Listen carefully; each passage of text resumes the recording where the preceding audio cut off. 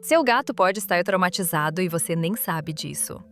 Gatas que passam por estresse ou fome durante a gravidez geram filhotes mais medrosos e ansiosos para a vida toda. O desenvolvimento felino acontece em fases cruciais que muita gente ignora. Nos primeiros 14 dias, os gatinhos nascem cegos e surdos, se guiando só pelo olfato. Entre 15 e 60 dias vem o período mais importante, a socialização.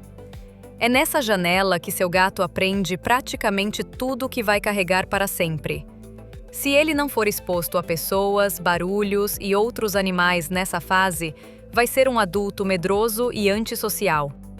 Muita gente acha que gato com 6 meses já é adulto, mas a maturidade comportamental só acontece aos 3 anos. Por isso, seu gato adulto ainda age como filhote, subindo em tudo e caçando pela casa. A separação precoce da mãe também cria traumas permanentes. Gatinhos precisam ficar com a mãe até pelo menos 8 semanas para desenvolver comportamentos saudáveis.